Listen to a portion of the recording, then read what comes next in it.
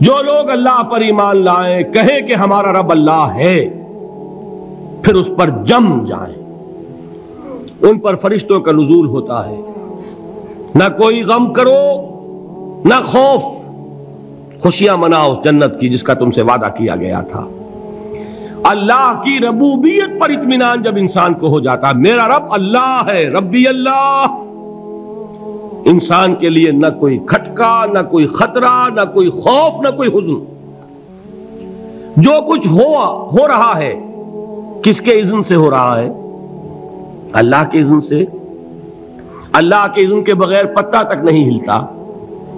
یہ کوئی اندھا بہرا مادہ نہیں ہے جس سے مجھے کوئی خوف ہو۔ اندھا بھینسا چلا آ رہا ہو اس سے تو ڈرنے کا ہر انسان کو ڈرنا چاہیے، نہ معلوم کس کو ٹکر مار دے۔ لیکن نہیں، اس کائنات کو چلانے والا ایک سمیع و بصیر خدا ہے، وہ جو میرا دوست ہے، میرا ولی ہے۔ اللہ ولی الذین آمنوا یخرجہم من الظلمات الی النور۔ اللہ اہل ایمان کا ولی ہے، ساتھی ہے، پشت پناہ ہے، مددگار ہے، حمایتی ہے۔ بتائیے جسے یقین ہو جائے کہ اللہ میرا مددگار، اللہ میرا محافظ، اللہ میرا پشت پناہ، اللہ میرا حمایتی، اس کے لیے کوئی خوف ہوگا؟ اس سے کوئی ڈر ہوگا؟ میں مثال دیا کرتا ہوں ایک بہت سادہ، پنجاب کے دیہات کی۔ تو بڑا چودھری ہے اور کوئی غریب کسان ہے۔ اس غریب کسان کے جانوروں کو ہر وقت اندیشہ ہوگا چوری کا، کوئی میری بھینس کھول کر نہ لے جائے، کوئی میرا بیل کھول کر نہ لے جائے۔ لیکن جس کے بارے میں یہ سب کو معلوم ہو کہ وہ جو بڑا چودھری ہے وہ اس کا دوست ہے، اس کی بچیا کو کوئی خوف ہوگا؟ اس کی بھینس پر کوئی ہاتھ ڈالے گا؟ اسے کوئی اندیشہ ہوگا؟ نہیں۔ کیوں؟ کہ وہ بڑا چودھری، بڑا اس کا یہاں کا سردار، جاگیردار، سب کو معلوم ہے وہ میرا دوست ہے، کوئی میرے خلاف اقدام نہیں کر سکتا۔ اس دنیا میں یہ چھوٹی سی بات اگر آپ کے دلی اطمینان اور سکون کا باعث بن سکتی ہے تو ذرا تصور کیجئے۔ میں لفظ تصور استعمال کروں گا صرف اس لیے کہ اس کا ہم جس کو کہتے ہیں ادراک اور شعور کر نہیں سکتے، اگر کے ساتھ کر سکتے۔ اگر یقین ہو کہ اللہ میرا مددگار اور یقین ہو کہ اللہ ہر آن میرے ساتھ ہے، پھر کوئی خوف؟ کس کا خوف؟ کوئی شے اللہ سے بالا تر ہے؟ کوئی قوت اس سے زیادہ طاقتور ہے؟ کوئی اس کے ارادے کو بدلنے والا ہے؟ کوئی اس کی مشیت کے آڑے آنے والا ہے؟ یہی بات ہے جو حضور نے فرمائی، یہ ایمان کا حاصل ہے لب لباب،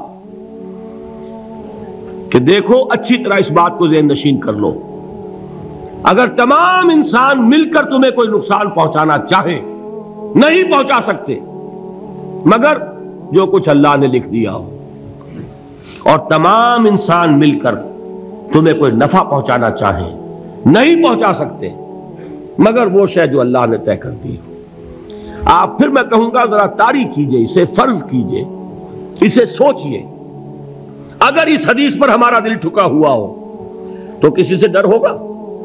یہ مجھے نقصان نہ پہنچا دے، یہ میری رپورٹ خراب نہ کر دے، یہ میری انکریمنٹ نہ رکوا دے، یہ میرا یہ نہ بگاڑ دے، یہ میرے یہ نقصان نہ پہنچا دے۔ اس کا ڈر، اس کا ڈر، اس کا خوف، اس کی خوشامد، اس کے لیے جا کر طرح طرح سے اپنی عزت نفس کو ذلیل کروانا اس کے سامنے، یہ سب کچھ کیوں کرتا ہے انسان؟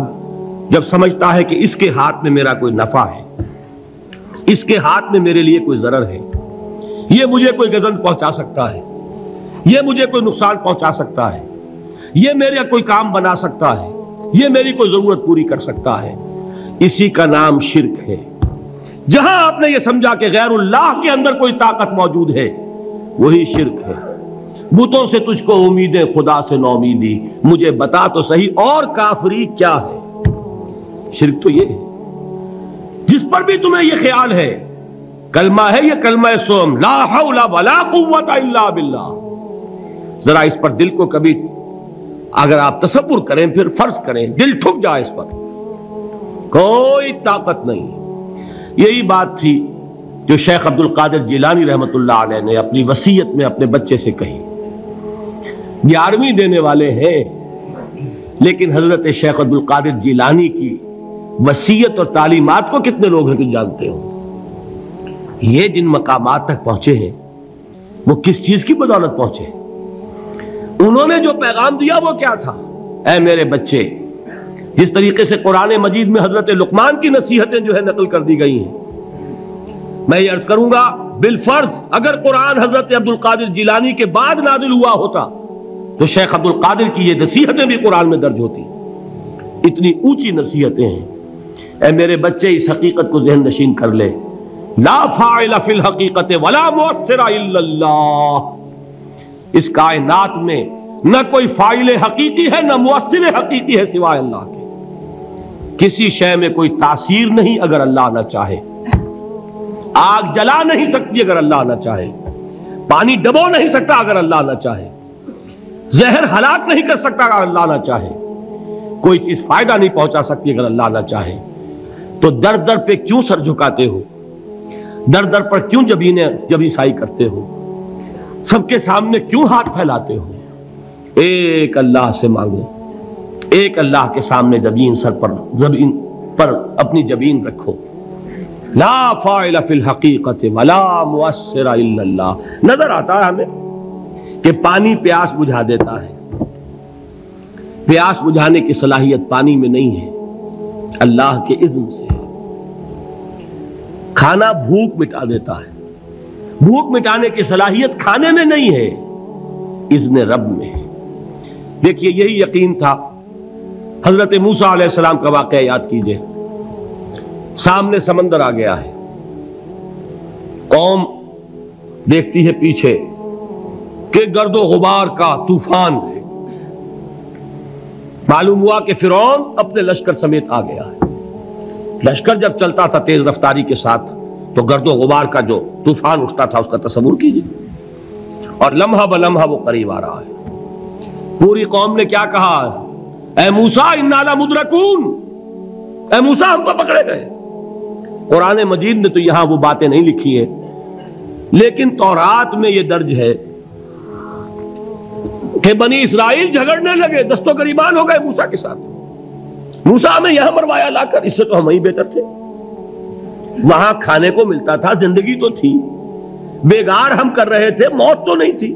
اب جو کچھ ہوگا اس کا تصور کرو، جس طریقے سے ہمارے ٹکڑے اڑائے جائیں گے.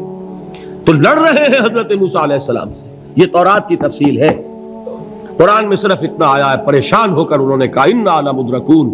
موسیٰ ہم تو پکڑے گئے. اس وقت موسیٰ کا جواب کیا ہے؟